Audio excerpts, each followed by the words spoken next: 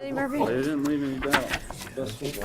Oh, that's good. Welcome to our February 10, 2025 Roanoke County School Board work session. Madam Clerk, will you call the order, please? Call the roll, please. Mr. I'm gonna be a mess today. Yes, ma'am. Mr. Linden? Yes, ma'am.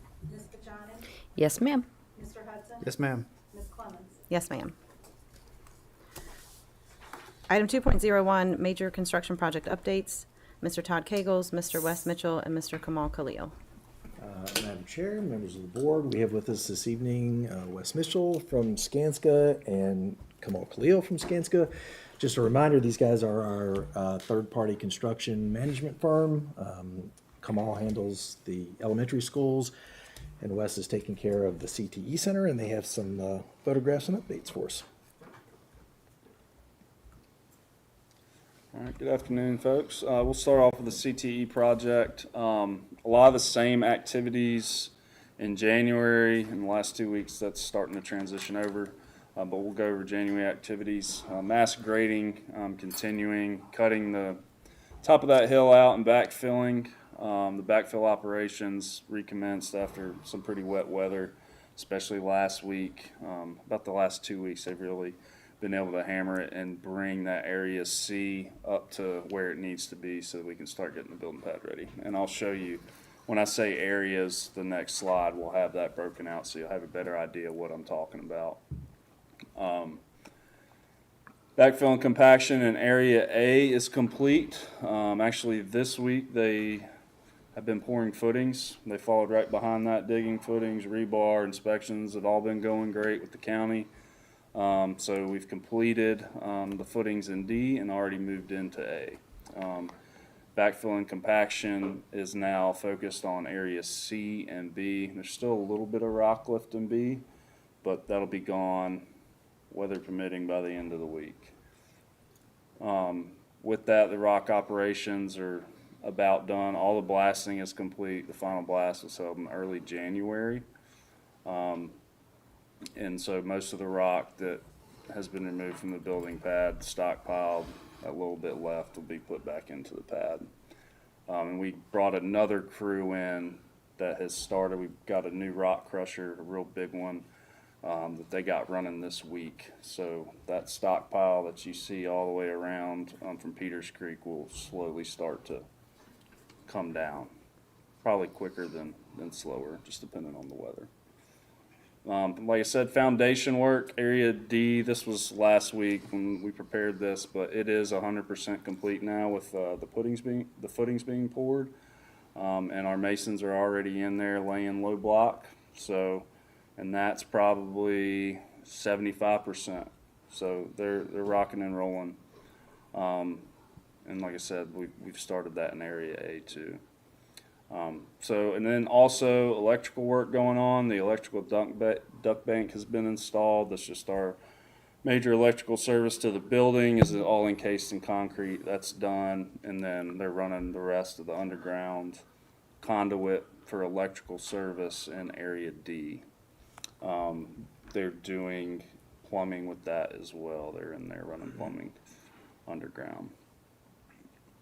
And that's about it for activities. All that will chase around.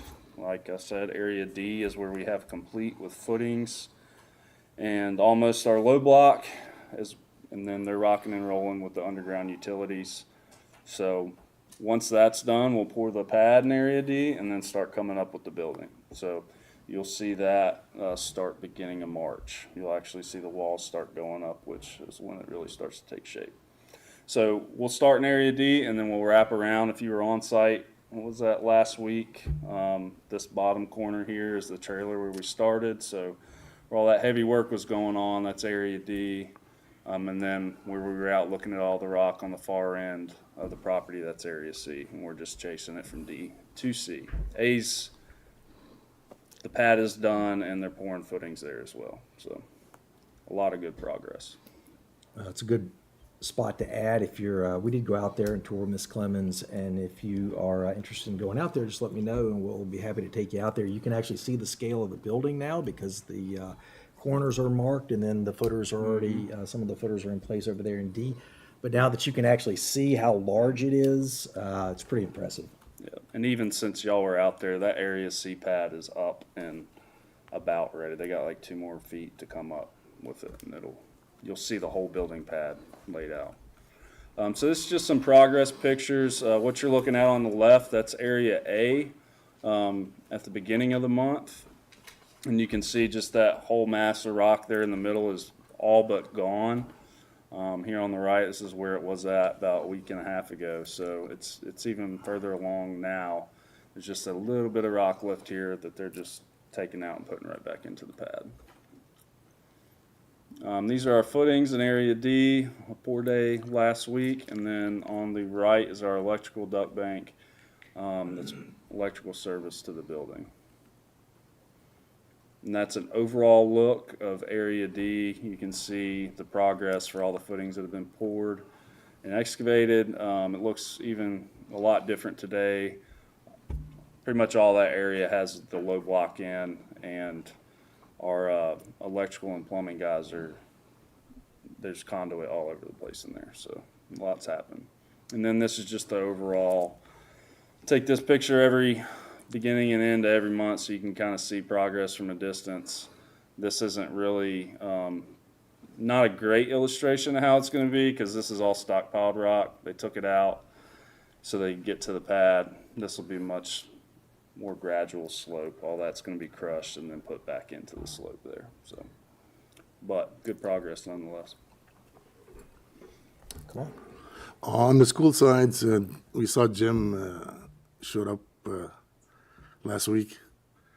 On the outside work, we saw a lot of cut and fill, and I would like to show the concrete pad that they did. It's the next slide. The one on the left, we did that a couple weeks ago, and the photos are a little bit old. The one on the right is structure like boxes for a drainage system. That's pretty much on condiv as far as outside work. You want to go back? Yeah, please. On Glen Cove, we can't say the same thing because we're waiting on the pad to be poured probably sometime soon, weather permitting. We've done a lot of sewer like piping installation, and a lot of earthwork was done. On the inside, I'm gonna start with like it's the same setup for both schools, Glen Cove and Condiv. A lot of wiring is done. A lot of branch circuits, like they're terminated even as of today, as we speak today. Installation of like fire retardant and drywall, even patching, even painting. I mean, some of the rooms we painted. Even like ceiling grids are in. Some of the light fixtures are in. 90%, more than 90% of HVAC system is in, but we still need the equipment to be put in. A lot of bathroom work is done. The stuff that's missing is windows, doors, probably floor work. But most of this, like sprinkler system is done, and all the electrical rough-ins is done, plumbing is done. So we're doing a lot of progress. I mean, these are photos that you'll see, if you can. These are like 2 or 3 weeks out.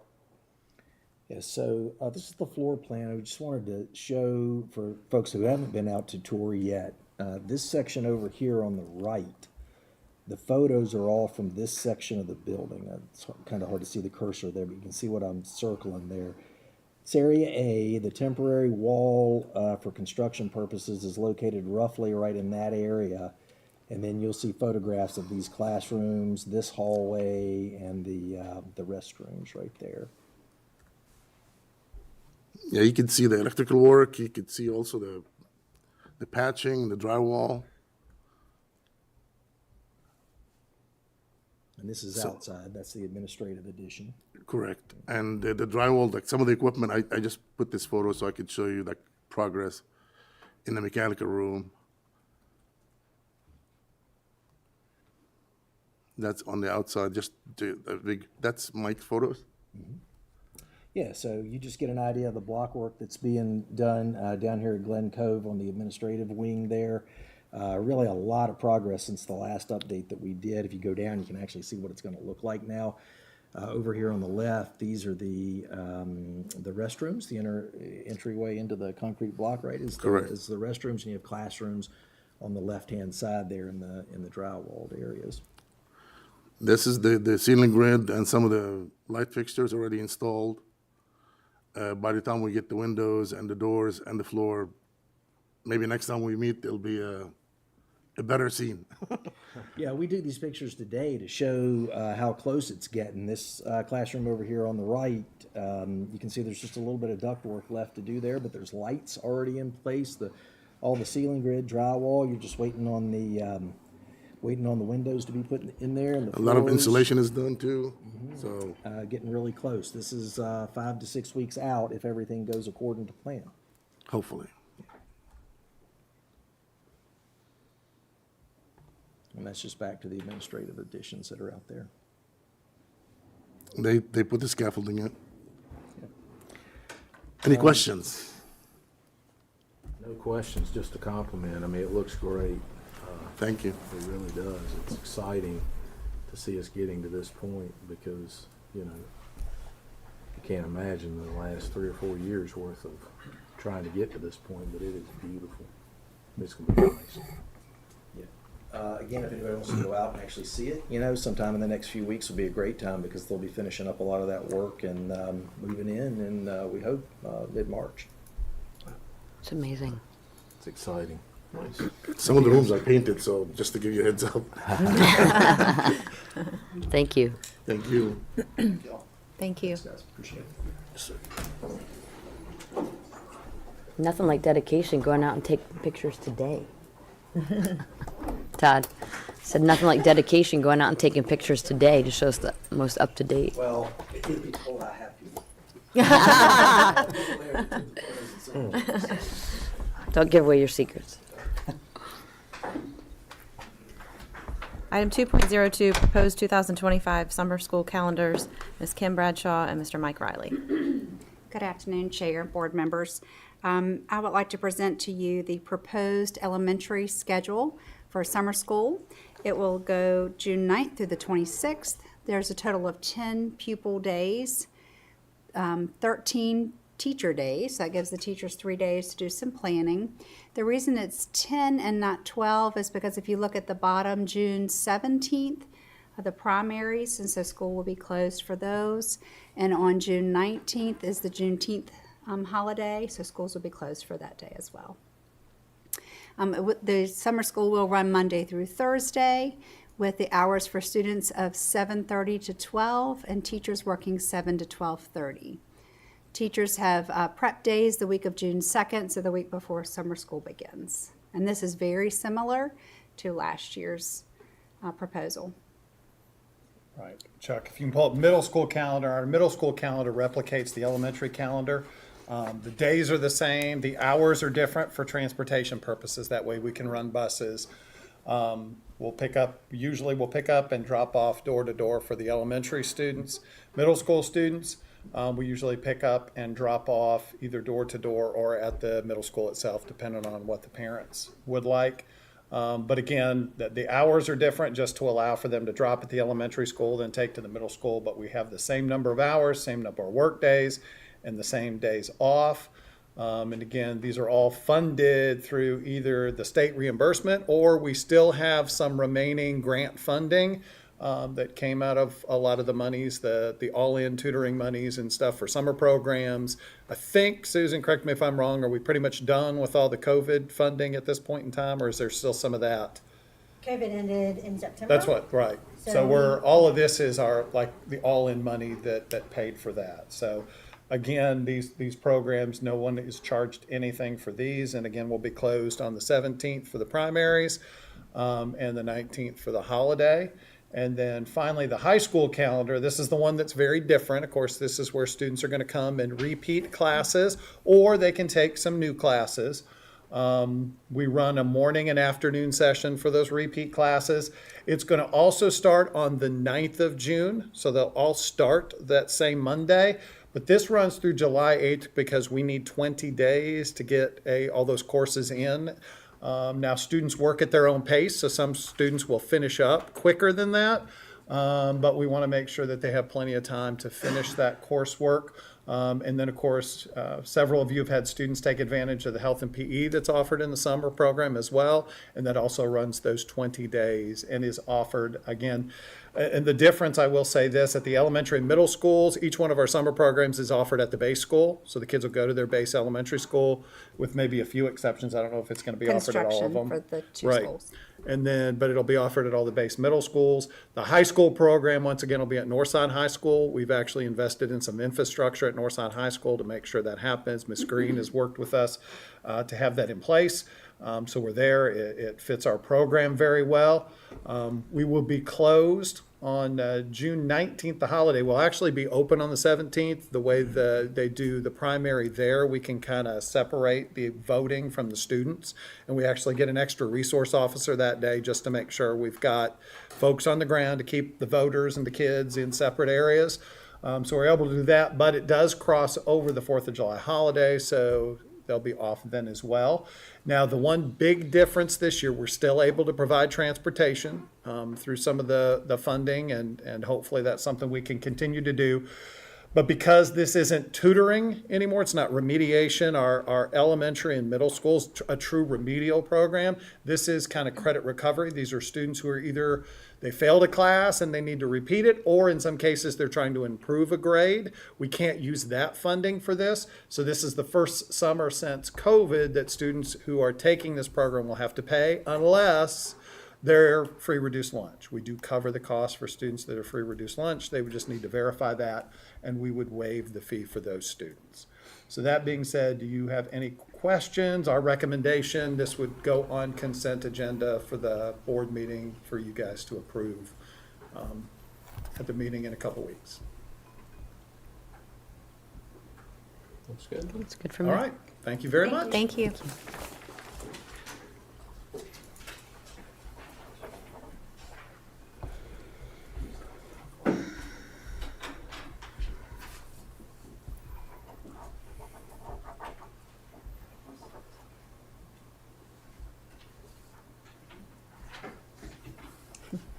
Need help?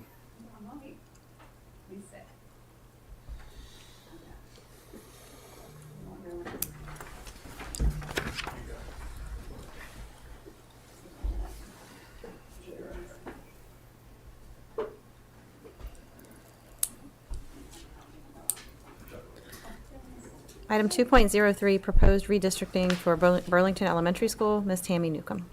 Thank you, Madam Chair and the board. I'm here to propose an attendance boundary rezoning. One of the reasons, or many of the reasons that we looked at this is because Burlington Elementary approaches 100% or is at 100% at times during the school year of capacity. Mountain View at the time is not, and so we wanted to take a look at the attendance zones of both schools. This map shows you the green part is Mountain View on the bottom right, and Burlington is purple. It doesn't encompass all of their attendance zones, but it does show you the section that we're looking at, which is highlighted in yellow, the larger yellow circle. Right at the bottom piece, I put Friendship Manor there because when you look at it, if you're not familiar with the area, you may ask, why aren't we included in that section too? Well, that is Friendship Manor, so we won't have students come from there. The streets that are subject to the new school zone, if we choose to do that, are listed here. Dr. Nicely and Dr. Soltis and I actually drove these areas to see what that would look like, and if you go back, you can see the section that's yellow. It is, right there close to Mountain View on the right. I'm not familiar with exactly what that road is called between Mountain View and over, but you're going into that neighborhood across from where Mountain View is. It's basically, Mountain View sits right off of Plantation Road. If you think about Plantation coming down from Route 11, so you can kind of see where that, runs vertically right out from Mountain View. So what she's talking about is over toward Brookside Golf Club. Right. So that neighborhood and below is like Orlando and Tampa, a lot of Florida names there. down at the bottom, and then you get up right around Brookside. So if you can kind of imagine that section between Plantation and Williamson Road there, where was it Florist that goes over to that stoplight there on Williamson Road? That's what she's talking about. So when you go through that neighborhood through Mountain View over, it's almost like you are in Mountain View area. Then when you come out of it, at the bottom part of that neighborhood is where Burlington goes. So really, this would keep part of that neighborhood as a whole part going into Mountain View. And those are the roads that we looked at. On the bottom picture, you'll see like the whited out part at the top of that picture. There's an apartment complex there that is separated by Clubhouse Drive Road. That would not be included. That is like the cutoff that would go. And I'll show you the numbers in just a second, which will explain why. Both of these schools go to Northside Middle and Northside High, so that would not be a problem. I know in the past, I think the last one we did, it was a difference in what high school you would attend. But both these schools go to Northside. These are your current enrollments as of January. When I first started looking at this, actually, Burlington was over 100%. 2 or 3 kids can change that, but right here is the actual capacity. Burlington is at 98% and Mountain View is at 80%. With the changes on those roads, it ended up being 50 students. And so if you take 50 from Burlington and move them to Mountain View, we're almost exactly at capacity for both schools. These are the current numbers by grade level. So these are your current 5th grade, 4th grade. So really we're looking at preschool to 4th grade. And of course we have kindergarten registration today. And you just assume usually in that section, you have about the same number. I think 1st grade was an outlier because that is like double of what the other grade levels are. But I don't foresee that to be kindergarten, but it could be. Mountain View, of course, is a wonderful school. It's fully accredited. The average years of their staff is 13. Mountain View is the heart of that community. They have an active PTA. They do have a lot of community involvement activities. Instead of like student canceled, they do something called like student house leaders for each of the grade levels, which is pretty cool.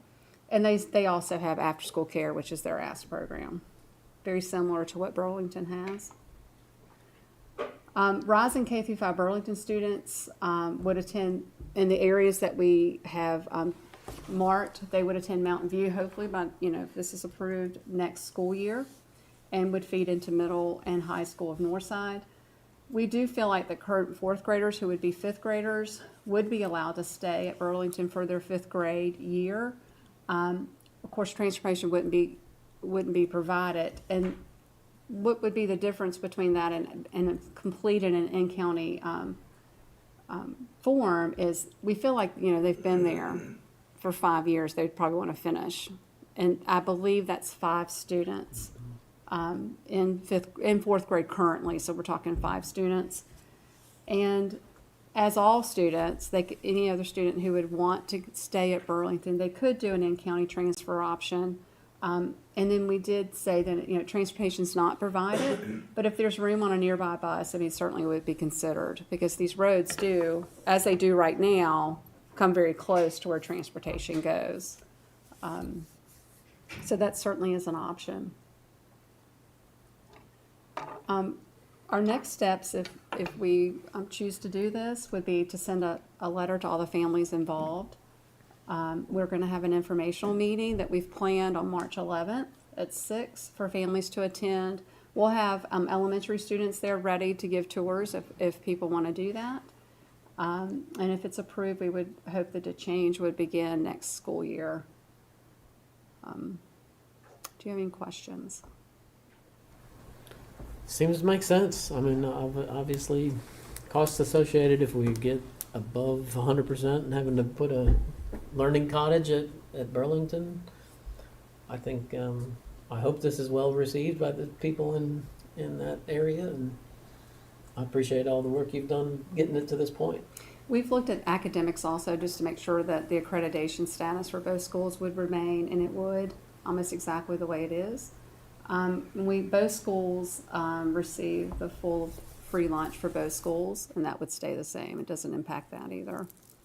So, Makes sense to me. I'm good with it.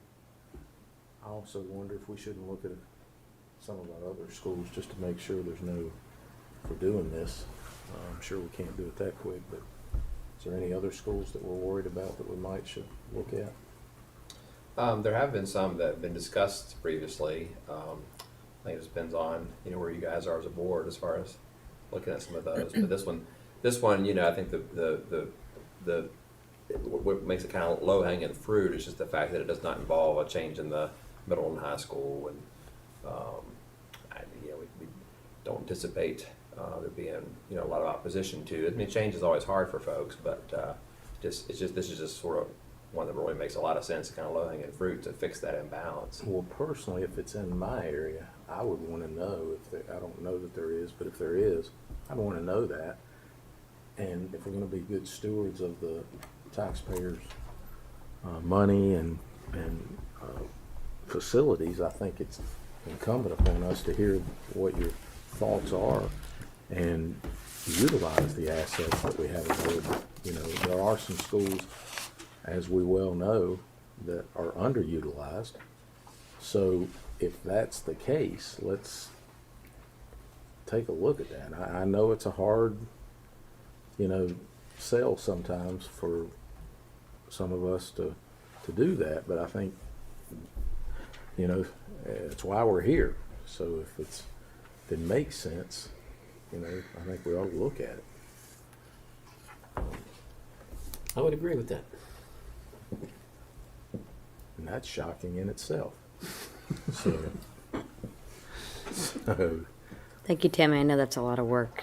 Oh, you're welcome. Yeah, it really is. So, do you have any other I'm- questions? I'm okay with it. David seems okay with it, so works for me. So, this is obviously something that, folks in the community sometimes want to weigh in on. I don't think this would be something that you would want to put on, consent agenda for next time. Just go ahead and do. You'd probably want to, get through that community meeting first and kind of see what kind of response we get. We'll send, like she said, letters will go out and that kind of thing. But, the recommendation would be to not rush it, but go ahead and go through these steps and then bring it back to you probably for more of an action kind of item once we get that far. Yeah, no, absolutely. I do think we need to see what kind of feedback we get March Sure. 11th. Okay, thank you. Thank you. Thanks, Tammy.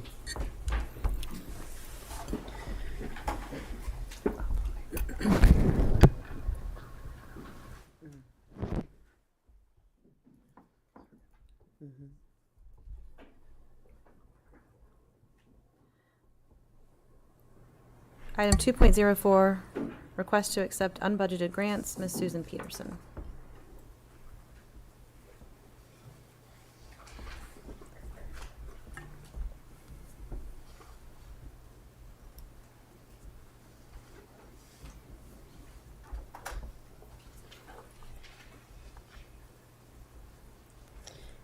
Give me a second.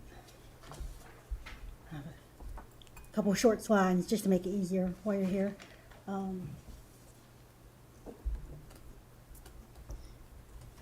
What they want to pull up on the wrong screen.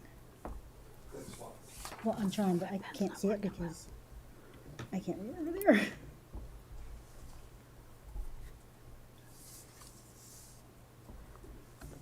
All right, let's try this one more time.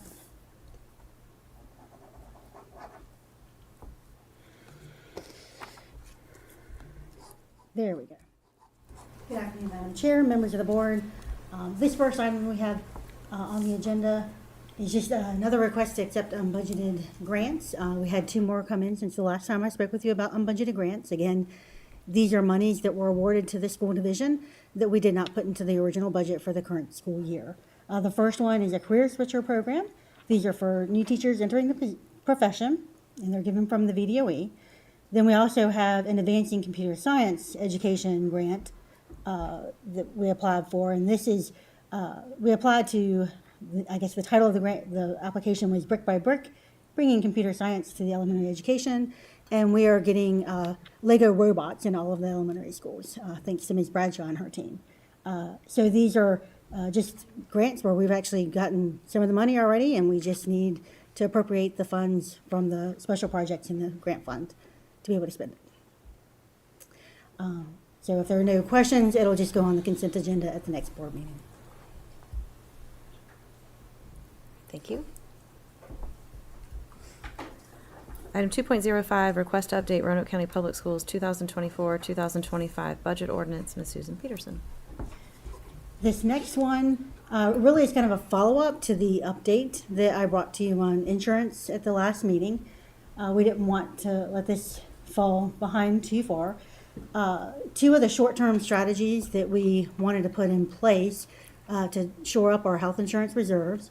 One was to go ahead and transfer $1 million from payroll lapse into the insurance fund. And the other was just a minor capital shore up, and that's to allocate $191,524 into minor capital reserves. So these were kind of carryovers that we wanted to make the amendment for our budget ordinance. The next item, when we take the budget to the Board of Supervisors and they approve our budget, it's by functional category, but we do not operate by functional category. We operate by department.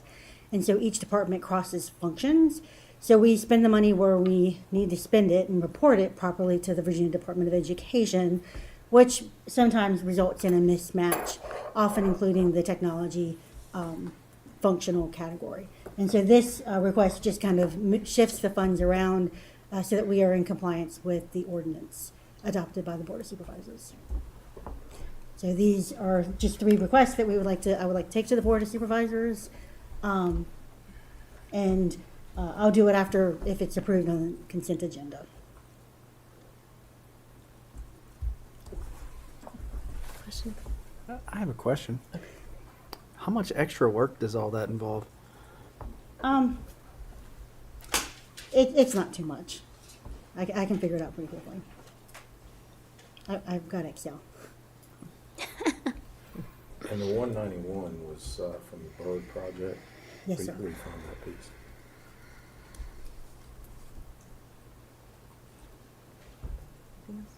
Fine with me. All right. Item 3.01, request to participate in the spring 2025 VPSA bond program. Ms. Susan Peterson. All right, so this last item I have in here, this is set aside for action item, and the reason why we did that, I tried to meet specific timing so that we could get this in front of the Board of Supervisors. The last time we brought a bond request in, they did approve the application in addition to you. We have been made aware that the Board of Supervisors don't have to approve the application. We can apply without their approval. It's just a process that we have to go through. So that's why it's on action at a work session instead of waiting until the regular meeting. The application is actually due on the 24th. So we could have waited, but again, I was trying to ensure we could get it in front of the Board of Supervisors in a timely fashion. I was just made aware that it wasn't going in front of them until after this was already scheduled. So I didn't want to change things up at that time. But what happens, VPSA is where we get all of our school bond money from.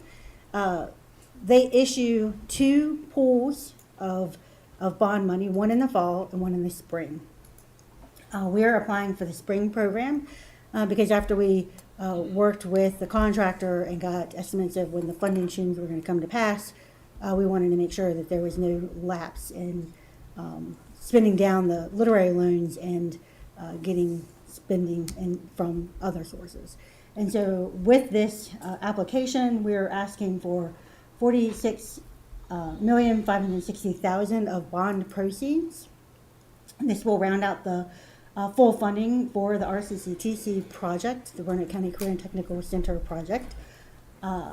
We also have literary loans of $25 million that have been sort of approved. They'll be finally officially approved by the Virginia Board of Education February 26th, 27th, at their meeting at that time. We have already received approval for the $50,000 for the two elementary schools previously, but the process through which they go through, we have to have the final plans in place before they will approve them. And so with the design of CTE Center being a little bit behind the elementary schools, that's why this lit loan is a little bit behind in getting approved. But we don't have no doubt, we don't have any concerns that it will be approved. So I did just want to let you know, those are the funding mechanisms for the RCCTC.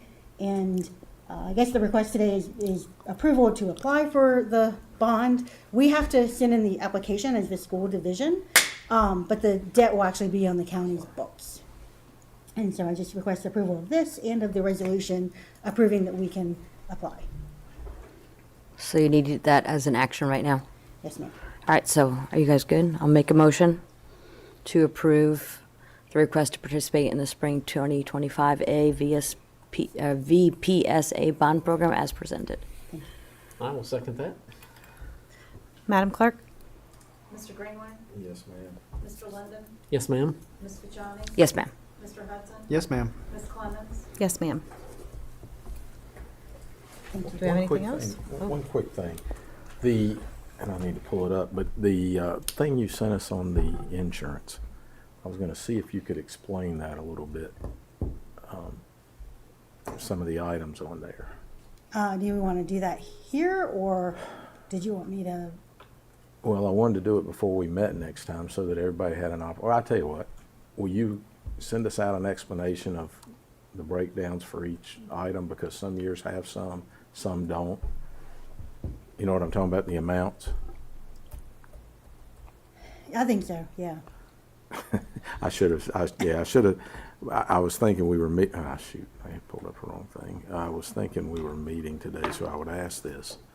Hang on one second, I'll make We meet when on While the he's looking that up, the 13th. marathon numbers, Thursday. did we get those? Because I didn't see that in the email. The 12th or 13th. Like the actual visits and how much that's being utilized and. That's gonna part of the next presentation, next week, or in 3 days.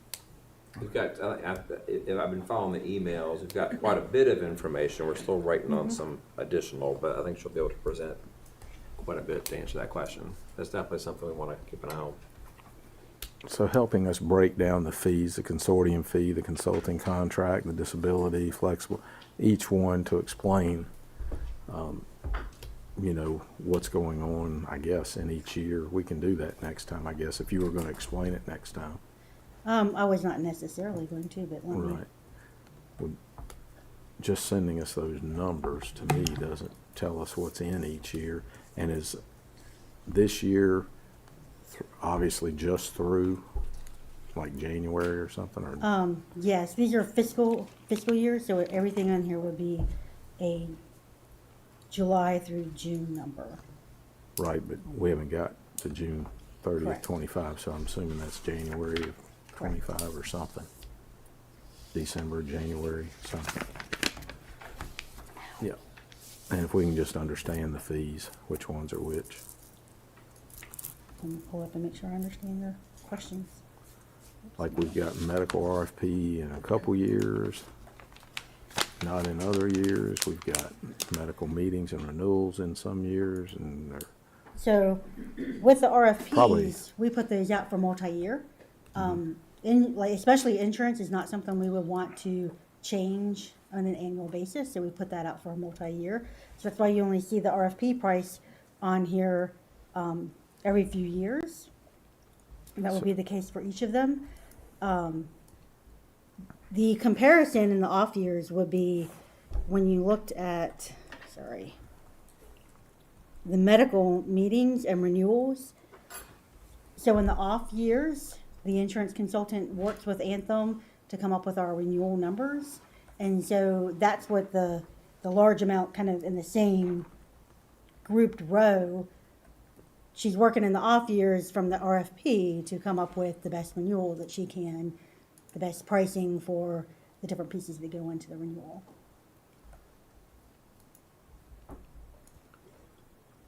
And so I tried to break it up so that you could see. So the consortium fee is our portion of being a part of the consortium. It's a dental consortium with the county, with Salem City Schools, with Roanoke County, or Roanoke City. I think the jail authority may be on there. There's a couple other, it's a handful. It's a group of governmental entities around our area that's a part of a consortium. And USI is the main consultant who negotiates prices with Delta Dental on our behalf, and several of these entities participate in that. So that consortium fee, that's what that fee is about. The quarterly consulting contract is the amount that we pay for her ongoing discussions with, if issues come up with Anthem or any of the other medical vendors that we work with. How And about then the open, RFPs are- open enrollment materials? Yeah, she helps pull together the brain charts and the flip books that HR posts on the website. And so that's part of the fees for doing that.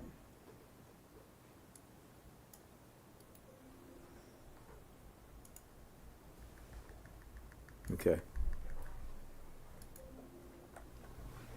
All right. Thank you. Do you have anything else? I just want to say thank you. The point of me asking that question earlier was I know you're working hard and I know you're doing, you make it like you're not, but I know you are. I know your car's sitting out here past 5 o'clock, so just want to say thank you for all the hard work you're doing. I know it's a busy season for you, so appreciate you. Thank you. All right, nothing else? Yep. No, Meeting that's all. adjourned.